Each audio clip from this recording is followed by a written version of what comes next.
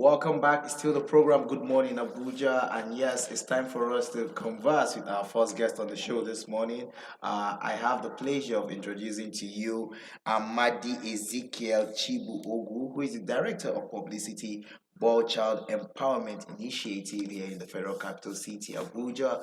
Yes, and our conversation this morning is going to be on the boy child. Yes, this is 2025, and like I told you earlier, we intend to do things differently this year. Let me first of all welcome you on the show, Mr. Amadi. It's such a pleasure having you. Good morning. It's a pleasure. Good morning and Happy New Year. Yes, Happy New Year to you. It's the year 2025. Do you Can you believe that today is already the seventh day of the year? The year is running fast. Yeah, the year is already moving. Yes, it's moving There's so no fast. time to waste. There's no time to waste. So whatever you're doing, get up, get to it, because this year is already 7 days old. Yes, and out of 365, 7 is gone. So you have to be up and doing. This morning, our conversation is on the boy child.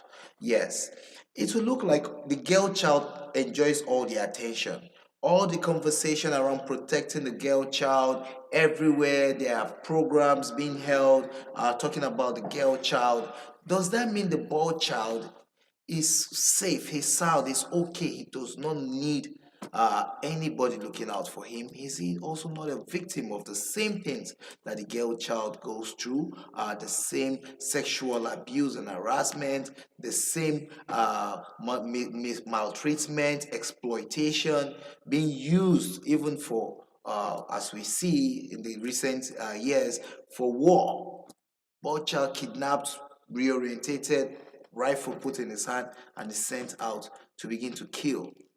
What do you say? What's your contribution? Thank you for this wonderful topic of discussion. I think it's very, very important we look into the life of a boy child. In the society we are, more especially in Africa, a boy child is meant to cater for himself. Yeah. And that is why people have not actually sat down to know that a boy child can also be emotionally down. And for example, I want to tell you, in Africa, especially from this part of the world, where they always tell you, be man enough. Even when you are passing through a lot of emotional crisis, nobody to talk to. You know, they always tell you, a girl child, once you feel any uncertainty around you, speak out. But a boy child is meant to, you are a man. You must take it. You've built that shock absorber that anything that comes, you take it. But in our organization, Boy Child Initiative, basically, we've done a lot of programs that buttress on the points I'm raising here. You find out that a boy child, you refuse to train today, will grow up to be a hostile father. A boy child will refuse to give that emotional support, will grow up to be hardened. Mind you, any child, any boy, any man you see today misbehaving, whether in the act of criminality, in the act of kidnapping, and some other social vices, is as a result of not giving attention to that child. Because he never built over just all of a sudden. It's something that comes over time. And that is why it is very, very important we give room for a boy child. If we must get the society working, a boy child must be given the attention he requires. And how do we do it? By training. You are Africa, and even in some of our villages, there are some traditions that subject a boy child into some certain rigorous process to become a full-grown man. And some of these activities sometimes may not go in line with the terms and conditions a boy child needs to grow. And that is why you see a child tomorrow and a boy child tomorrow, he goes into this thing because he feel like the parental wise, he didn't get the support. Societal wise, You are meant to. Even that's why I have seen cases of you see a boy and a girl, they are having misunderstanding. You will just say, why are you behaving like a woman? Because Yes. you've meant to understand that a woman should have that, he shouldn't control her emotions. But once it comes to a man, a boy, man it up. That is one of the things I was going to talk about, because it will look like a boy is denied every form of attention from his growing up days. Anything that comes, you're expected to be tough, to swallow it, to show that you are a man.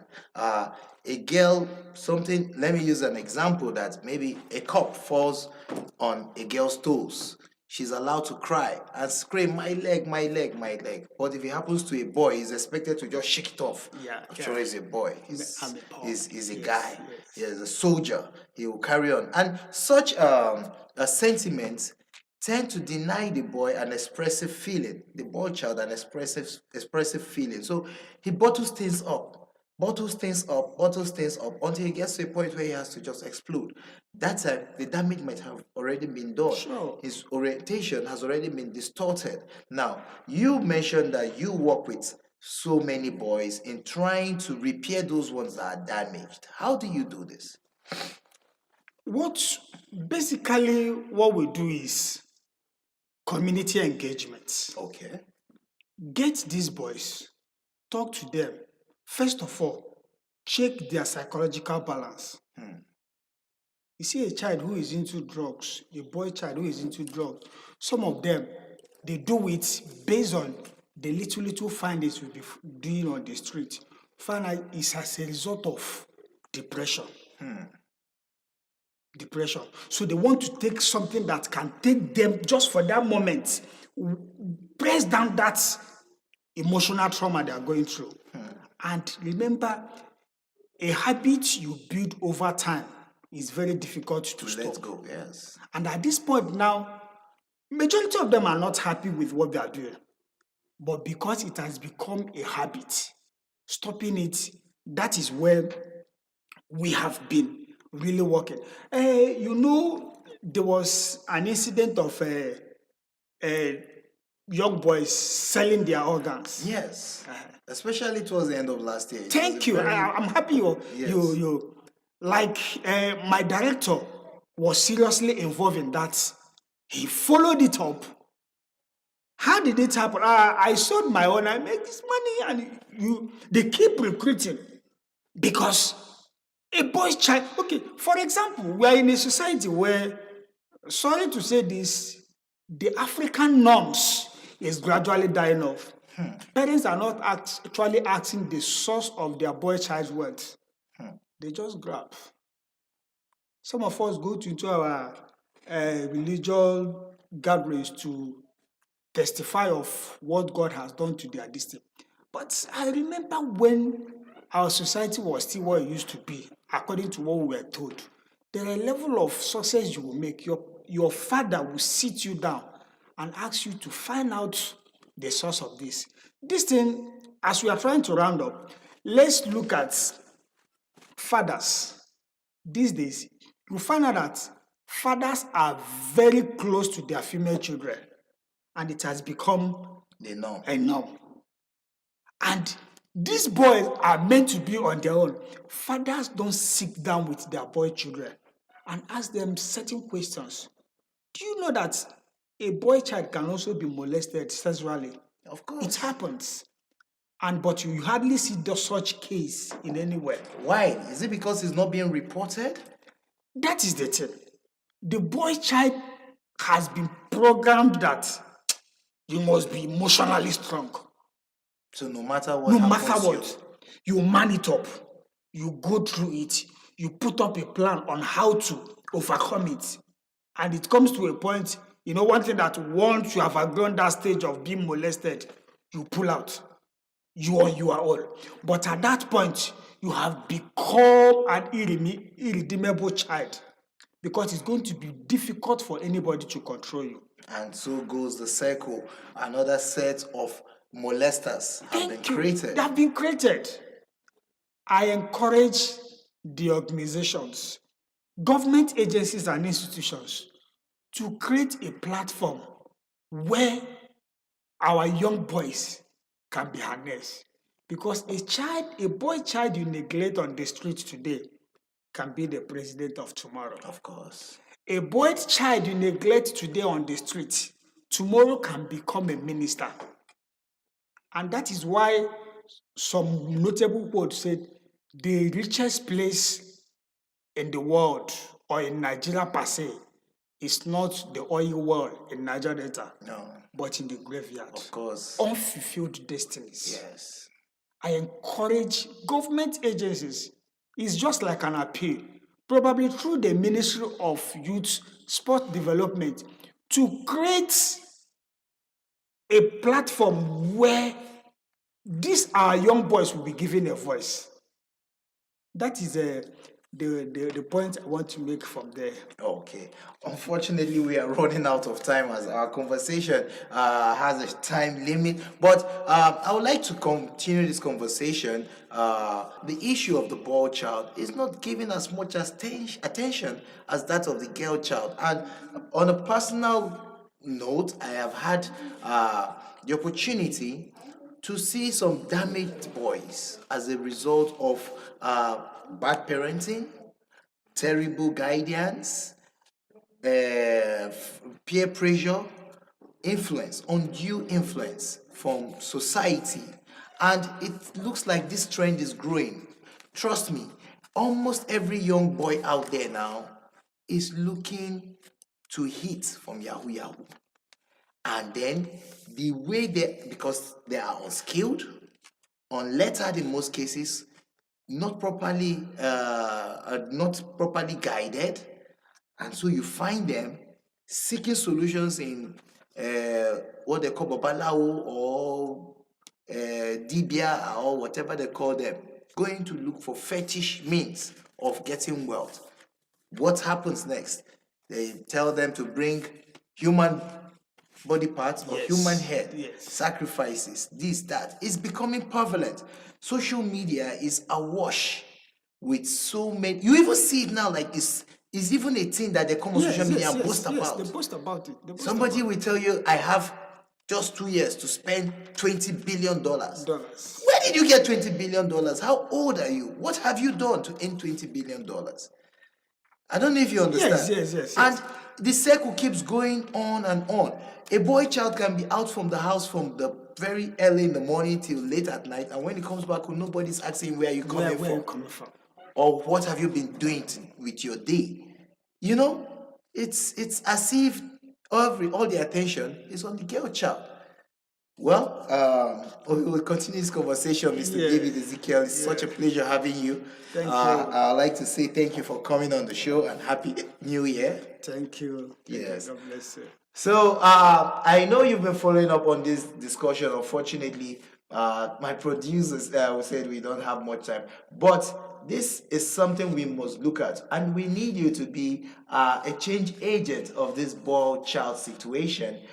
Please keep an eye out, try to look out, ensure that the boy child under your care or within your street, your neighborhood, your environment receives attention from you, at least enough to say, how are you doing? Is there anything you need to talk about? Is there anything you would like to be? And share that encouragement with that child so that he will have someone he can talk to, trust, and rely on. The program is still Good Morning Abuja. Let's go on a break now, and when we come back, we'll continue our conversations with another guest. Stay with us. Good morning. Thank you for staying with us. It's still your program, Good Morning Abuja, this beautiful Tuesday morning. And yes, it's time to talk sports. One of the most interesting aspects of the Nigerian nationality is the representation that this athletes give us, the way they are able to unite us unanimously.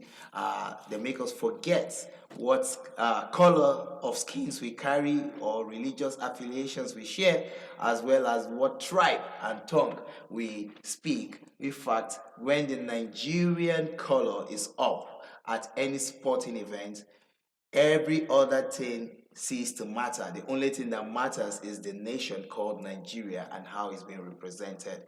And yes, that is what we are talking this morning. We'll be talking about this morning. We're talking about the Nigerian sports scene, analyzing it as well as projecting for the year 2025. And when we want to talk this topic, there is no better person, when we intend to discuss, there's no better person to have this discussion with than the sports journalist himself, the maestro of football, athletics, gymnastic, any sport you can think of, the journalist who analyzes it. And I'm talking about the indomitable Abdullahi Ajia. Good morning, Abdullahi, and thank you for coming on the show. Thank you for such kind words on me. Yeah, you deserve those kind of words because the sacrifices you make. I don't know if it's because you are also a sports person. I know you play football very well. Is that what drives you to always want to report on this athlete as to how well they are doing in representing this country? Well, thank you for having me once more on the show again. Well, when you talk about what we're doing or sports or in sports, the passion is not far away from it because we've been part of sports growing up as students, as young people. We've always identified with one sport or the other, particularly football for me, which I've played to an extent. Yes, wow. I couldn't make it to Europe, but we're still proud of what we've been able to bring to the round leader game. But beyond that, it's also part of what we do. So we have also attached passion to it. That's why we don't see it as any difficult thing anytime. We talk sports, we see sports, we do sports. So it has become part of our life. If you check our DNA, you'll see sports there. Wonderful, amazing. Abdullahi Ajia carries the DNA of a sportsman. Of that, I have no doubt. Well, let me begin by saying Happy New Year to you. Abdullahi Ajia is the year 2025. And of course, what, in your opinion, were the most significant achievements for Nigerian sports in the year 2024 as a way of reflecting on our outings in the year 2024? Well, happy New Year to you too. And every New Year comes with a new beginning, and we've always say, okay, let's start on a clean slate. Those things we've been able to do, yes, we count them as part of our achievements, accomplishments, and goals, our successes, as one we want to call them. But if we're now looking at the 2025, which is a new year, brand new year, if you ask me, I think we'll begin to build and plant our expectations on some of the things that we couldn't achieve in 2024.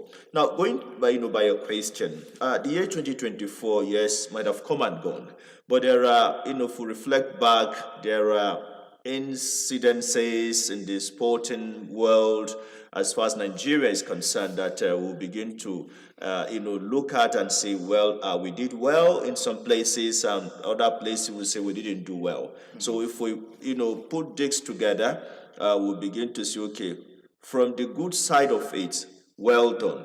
From the sides where we didn't do well, what are the lessons that we need to also take forward to 2025, so that if there were mistakes that made us not to have done well in such areas, then we put them behind and also learn from such lessons, so that we'll begin to get results in the year 2025. That's one.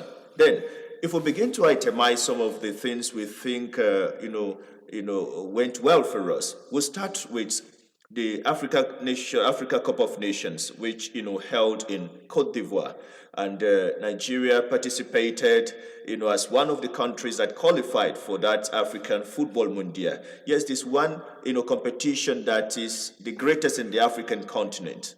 Now, teams who qualified will definitely want to outdo the other. We saw our own Super Eagles. You and I and other Nigerians didn't give them that opportunity of going to perform excellently well. But to God be the glory, all things being equal, we saw how their performance, with a slow start, but at the end of the day, they came back with a silver medal. Yes, they fell short of in the final to host Cote d'Ivoire, who won the Africa Cup of Nations. I think we started the year like that. A lot of Nigerians now began to change their mentality towards the Super Eagles. Well, this is our own Super Eagles. They went, I think they conquer, if you ask me. Then after that, there were a lot of other competitions. The World Cup, qualification. Our own group, we didn't do well. As we speak, we're still caught in a very dicey position. After 4 matches, we're yet to win any of the matches. We saw where we, finished last year. So we're looking forward to see if anything could be done to begin to see, okay, if we could qualify for the next World Cup. So I think that aspect was not too good for us, and football enthusiasts or followers too were not too happy with our performance when it comes to the World Cup qualification. And we started in the year 2024.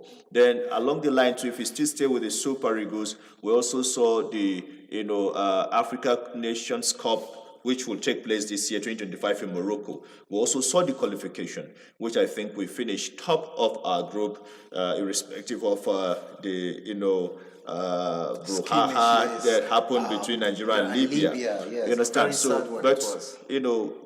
We saw how the Super Eagles qualified for the Nations Cup, which I think was also good for us. So these are some of the positives. Then, if you go to our under 17, women teams too, I think they did us well. We saw how they went to the World Cup, and also under 20 teams too.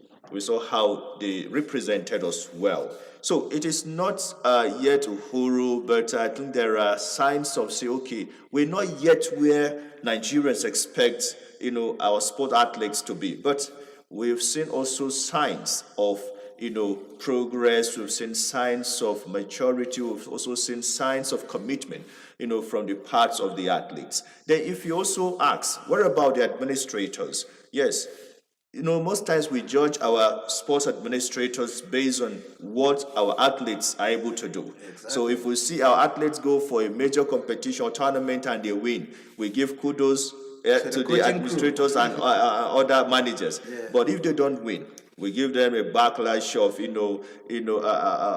lashes, and we say they're not doing well. Well, if you ask me, administrators are beginning also to learn that Nigerians are sports-loving people, are running out of patience when it comes to what you need to do to be able to get results for them. An average Nigerian is a coach. An average Nigerian is an athlete outside the pitch or outside the field. So the passion, the zeal they always carry to monitor, watch, and support their own compatriots that are representing them is very, very high if you want to measure it. So administrators too are beginning to put their house in order to get us what we ought to get when it comes to sports representation. Okay. The Olympics came too. Yes. We didn't do well. Yes, I wanted to ask about our athletes, because so far you've just analyzed mostly football for us. But our athletes, it will look like 2024 was not a good year for us. Yes, if we're to judge by the performances and outcome of what we saw, we would say yes, it wasn't too good for our athletes. One athlete that we're all proud of as Nigerians when it comes to track and field sports is Toby Amusan. Yes. And we saw how the world champion before the Olympics won so many of her races, still keeping records, broke some records too. But when the Olympics came, where it mattered, I think she, was nowhere to be found. So I think that was not too good for us. We also saw during the Olympics what happened to one of our athletes of her missing out in one of the races that we felt she would have done something that probably would have also won a medal out of that. We're yet to see what the outcome of what happened and who was to be punished or whose mistake was to be corrected. We're yet to see that. Apart from that, we also saw a couple of participation at the Olympics, but I think we didn't come out with good result. But you can also take it away from our Olympians who have always represented us well. Anytime they go out for such international or major tournaments, we are very sure we can go to the bank and say, yes, we're putting in our money to say, we're sure that these people, will definitely come out with something for us. So it's a mixed sure of the good, the bad, and the ugly. As far as 2024 Okay. was concerned. Let's look at now. Let's look at now. Let's look at the policies. We're in a new dispensation, the renewed hope dispensation. How would you rate policies related to sports, and how would you, in your analysis, would you say those policies are yielding the desired results? Should we continue to stay with those policies, or should we have certain reviews as we begin the year 2025? Okay, well, before we begin to talk about the 2025, there's still a whole lot to even also reflect back in 2024 beyond what we've said earlier.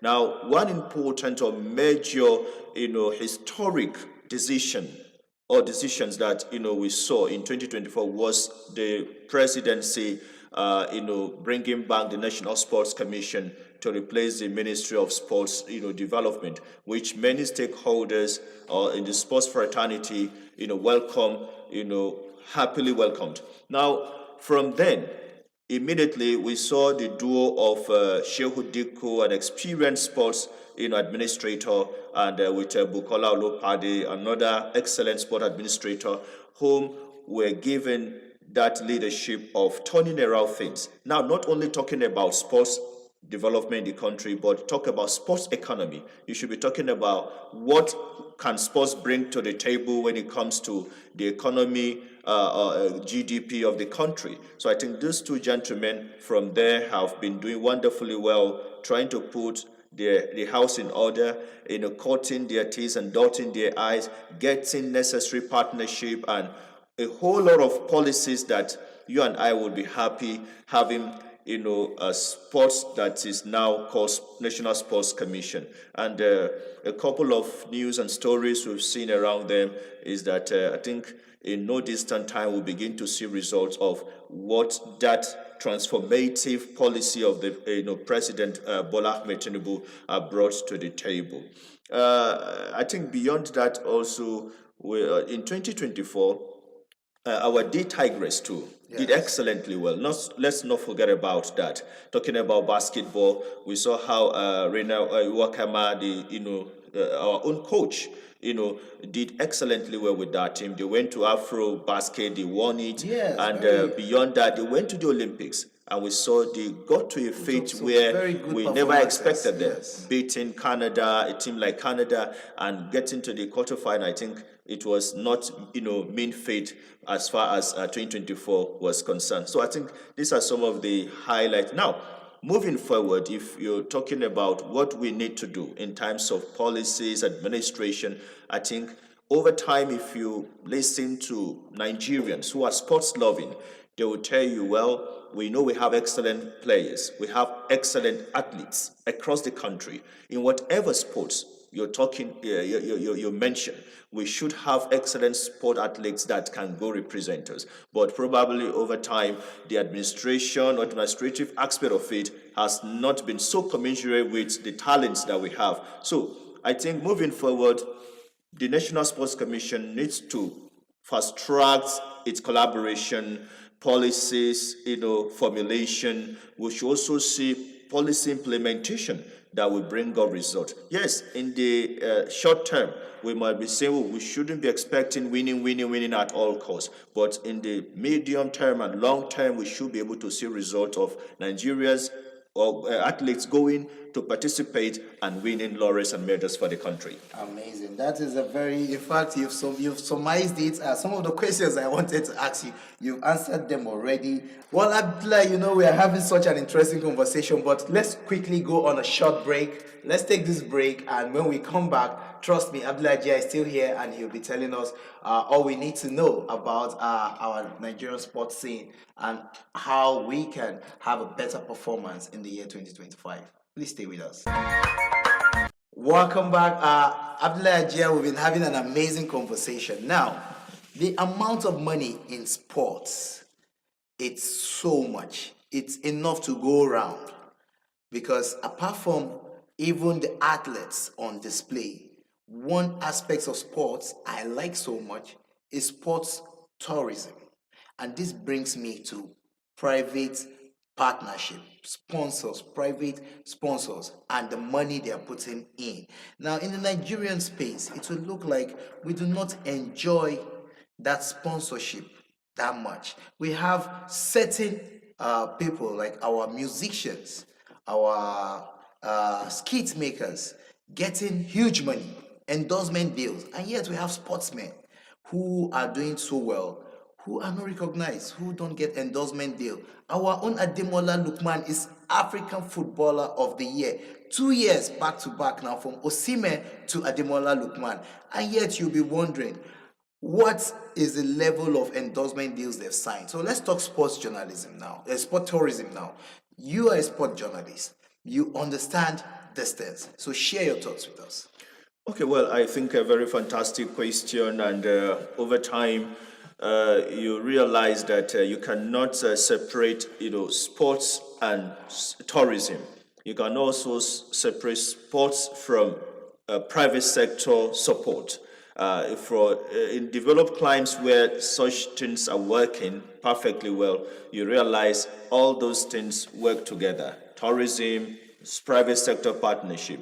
It's unfortunate that if you take a critical look or example of, say, our Nigerian Premier Football League now, you ask yourself, you do dissect the clubs that are playing the top flight football, you realize, you ask yourself, how many are owned by private individual or private organizations? It's just one or two.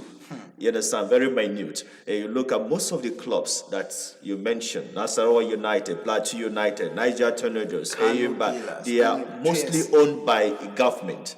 Are you getting it? Still it goes to show you that government is so much hugely involved in it. But the question is, why are we not having private sector participation that much? I think that is a very good homework for our sports administrators, those that we feel are there to represent us and make things work for our sports sector. One of the things I think that is expected of the National Sports Commission, which I mentioned earlier, is for them to be able to bring out such partnership that will make all of us see the money in sports. It is not only entertainment. If you remember growing up, is just sport is just around entertainment. This man can play can volleyball, can dribble, can do just entertain people. But now they are beginning to change that equation to say no. There is huge money in sports. So how can we? What do we need to do to bring about the vibrancy, to bring about value, that is required in that sports sector? I think it's part of the assignments that the NSC, officials will be doing, so that the private sector will see the need to partner with government and the athletes, so that at the end of the day, it's a win-win situation for whoever is partnering. Are you getting it? Yes. So it's not just about government taking over everything, bringing the money, supporting the national teams or athletes whenever there is any major competition. I remember in 2024, when the NSC came on board, they started something. Okay, getting private sector to support some of these athletes. I remember during the former Minister of Sports, he started something, adopt an athlete. So it's just for corporate organization or individuals to say, okay, I am blessed. How can I support? You can pick one athlete and support that athlete. You sponsor the athletes, camping, kits. You provide whenever the athlete, has, camping or whatever. You support. At the end of the day, if the results, come, you'll be part of the glory. And if need be, at the end of the day, if there's a sharing formula for whatever accrues, at the end of the day, you will also be part of it. So I think the NSA is working towards that perspective. And like I say, in the nearest or distant future, we'll begin to see the result of such collaboration, partnership from the private and whatever angle they'll be looking at it. I think it will be a win-win situation for all of us. Okay, quickly now let's look at grassroots. Our grassroots level. You would say what is happening at the grassroots level, considering the fact that many of our talents are wasting away. So, what do we do about getting that raw, pure talent at the grassroots root level to see competitions and be able to get a chance at representing us?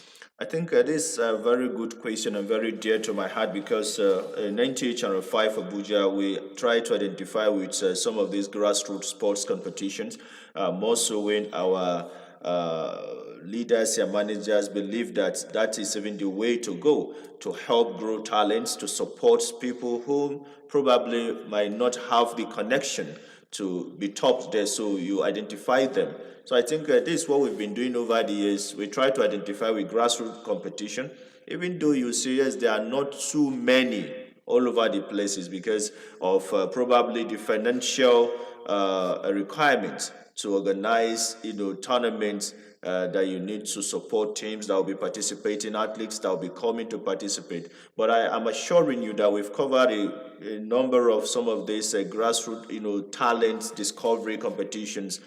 Just last year, towards the end of 2024, we saw the one big family, football tournament, which has come to stay in Abuja. It is one big major competition that teams or clubs in Abuja are looking forward to, and I think it's usually draws the crowd, this fanship and whatever. They've been doing so well. So such and many others. There was one we covered in Kuje by an individual. I think it has become a yearly tournament. We also have some clinic around handball, basketball, that individuals are bringing forth for athletes to come exhibit their talent for them to be discovered. One big question we normally ask such during such clinics or competition or tournament is what happens to some of these talents that you would have discovered? And they will tell you, well, there is a plan to support them, nurture them, and probably hand them over to the national teams for them to probably participate and represent the country in local or major international tournaments. So these are some of the issues around the grassroots. But I must tell you that we need facility development.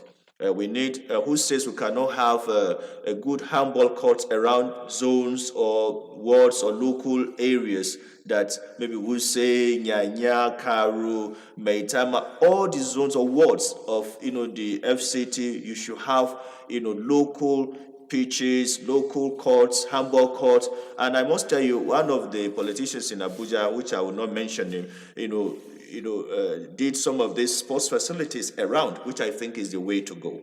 We all know the social implication. It will help cut down crimes and criminality, social vices among the youth. So you have volleyball courts around. This is the way to encourage grassroots and young, talent discovery, which I think we should be able to support in whatever way.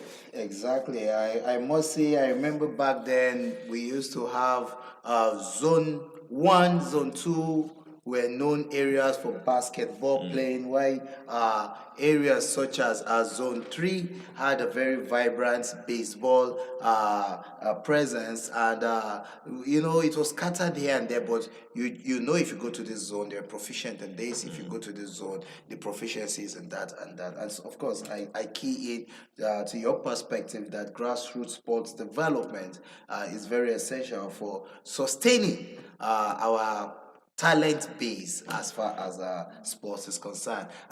This conversation is on the Nigerian sports scene and our projections for the year 2025. And I've been having this conversation with none other but the extremely motivated sports journalist Abdullahi Ajia.